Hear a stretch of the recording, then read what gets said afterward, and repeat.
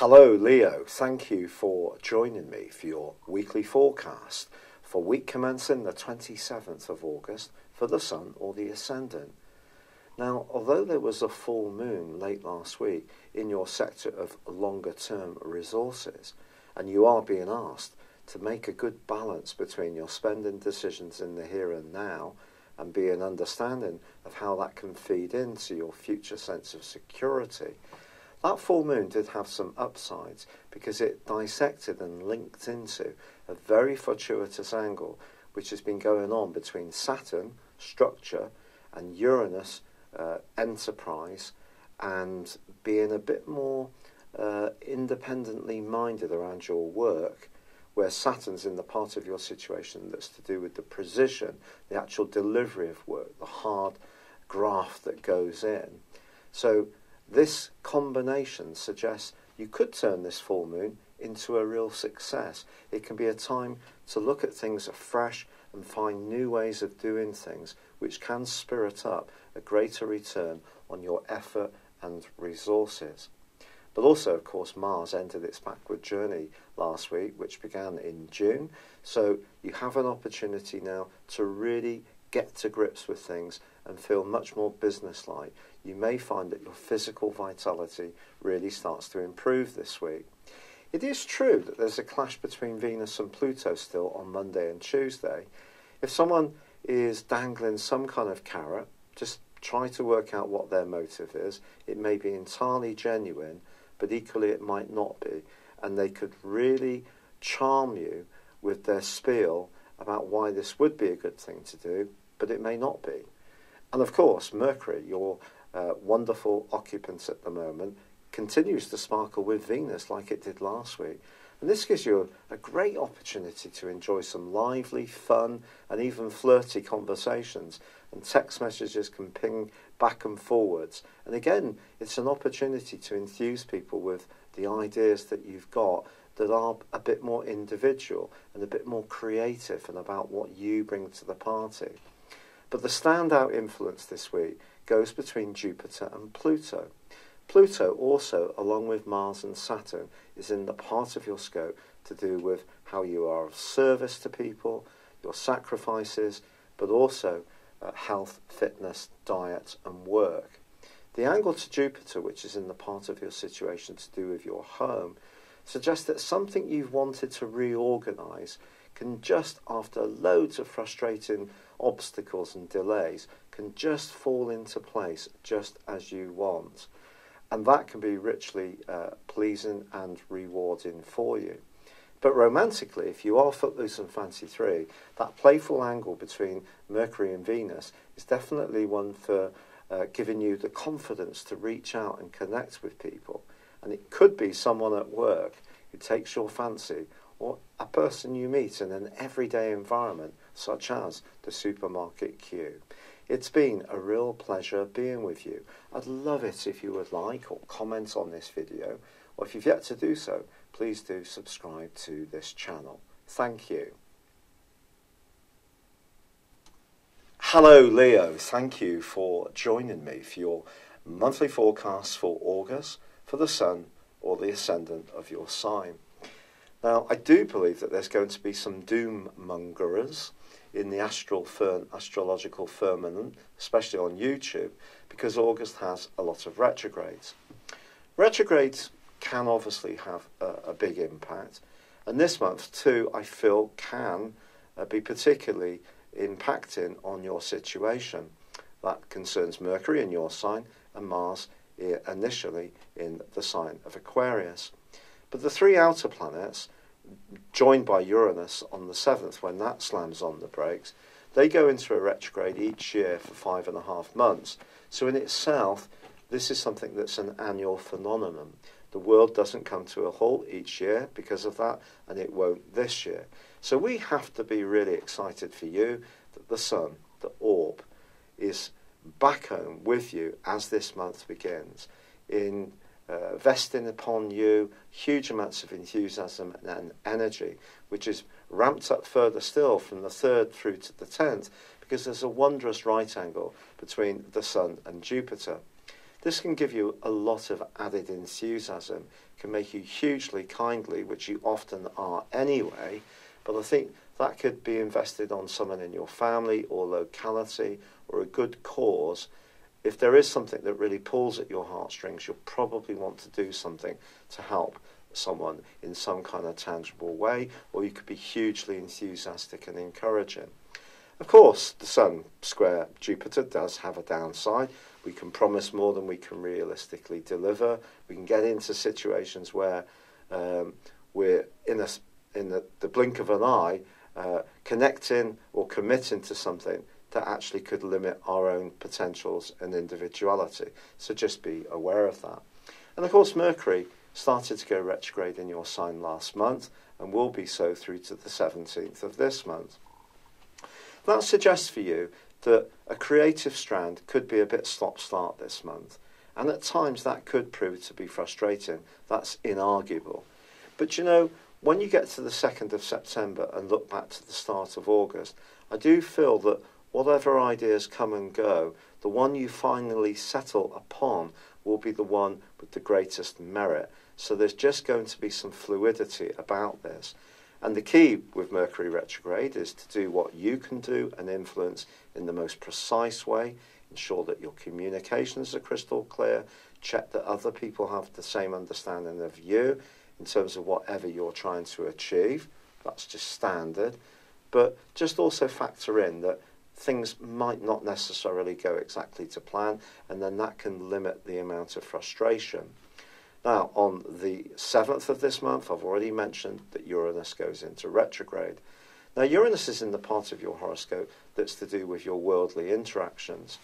And you know, I think it's possible that since the middle of May, you've started to rethink some of these, and you're in the process, potentially, of liberating yourself from anything that no longer serves a greater purpose. Now, that can also be true of any professional relationships that you don't enjoy. So if you work in a role which maybe you're very good at and maybe you're productive in, but you don't like the people, I think you could bail out this month, quite frankly, and look to do something different and more enterprising. Because not only do you want to be a free spirit and express your individuality and feel natural in terms of your worldly interactions, it also needs to work in terms of how that connects you to others. And if those connecting relationships aren't great, then one could come under pressure. And there could be some scrapes, there could be some arguments, quite frankly, this month, if someone's not listening up to your viewpoint, especially if you're someone who's usually enormously supportive to others. But innovation is written large across your scope.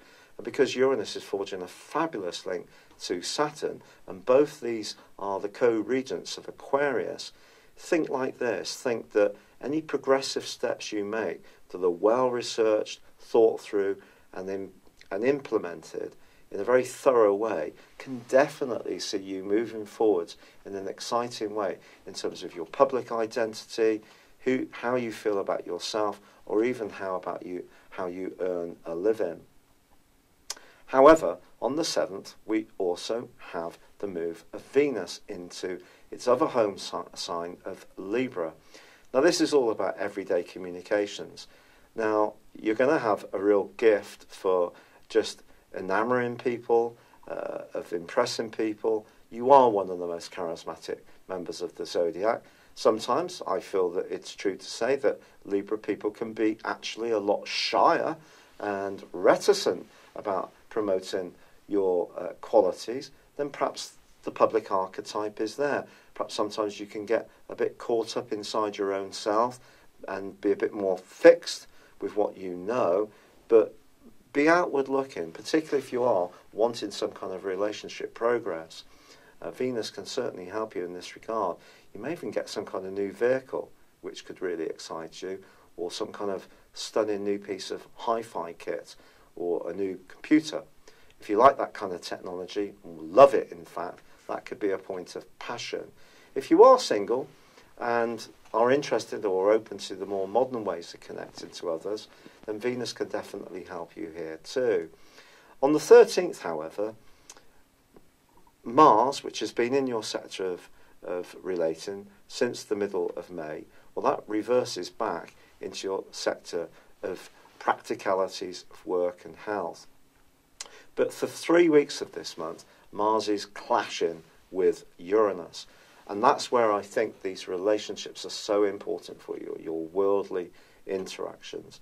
But moving back into Capricorn, that's not going to suddenly change, because they're still going to be in a square, but just a disassociate square. I mean, I use the 3-degree orb or gap between the exact position of an aspect.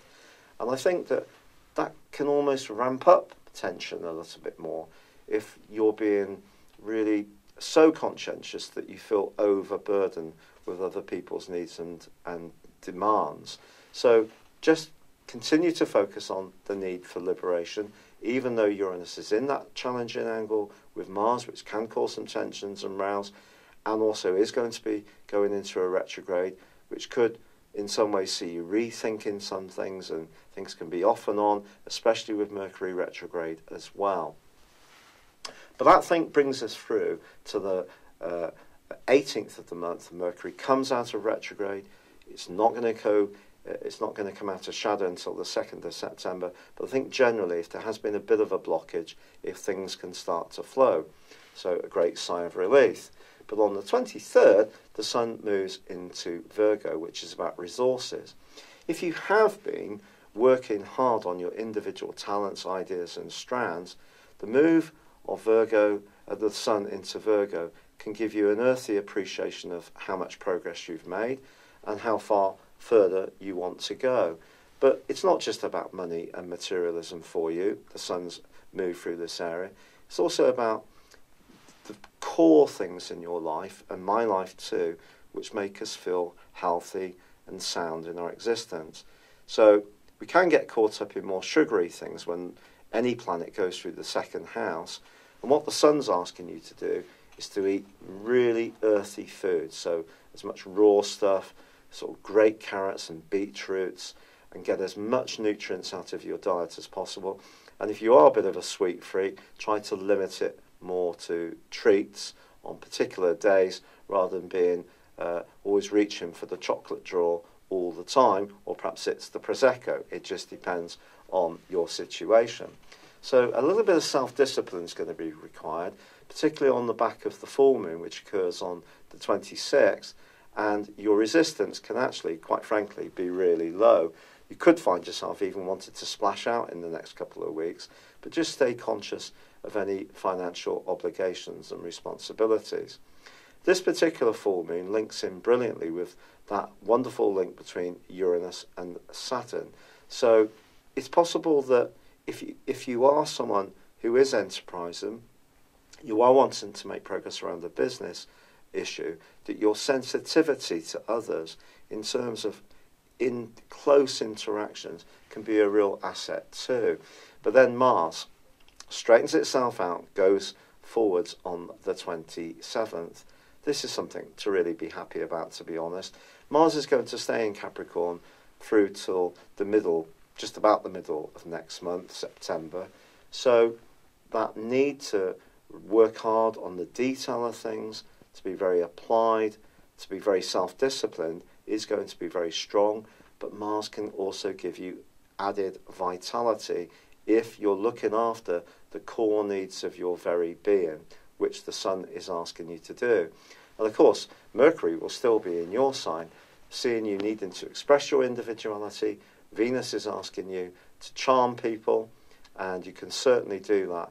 And it can be a wonderful ending to this month, which could lead to some really quite lovely gatherings, parties, enjoying the good things in life, but just try to have them in a proportionate amount. It's been a real pleasure being with you. I'm very sorry this video has been published so late this month. I haven't been feeling great with the rheumatoid arthritis, and I will try to endeavour to get September's done that much quicker. But thank you for your patience and all the lovely kind comments that have been expressed and advice. For now, I'd love it if you would like, comment or subscribe to my channel. Good luck and goodbye.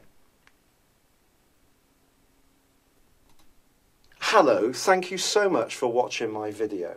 I'd love you to join me at my Horoscope Ace app. You can find this at www.horoscope-ace.com. You can use it through Android, iOS, Apple or Facebook. Check out your ascendant or your moon sign or download your free birth chart. There's all your favourite videos, plus there are daily, weekly, monthly and yearly horoscopes for general, love, Chinese and Indian astrology. If your passion is tarot, there's my brilliant 3-card money or love tarot readings too. And it's all there at www.horoscope-ace.com. Thank you.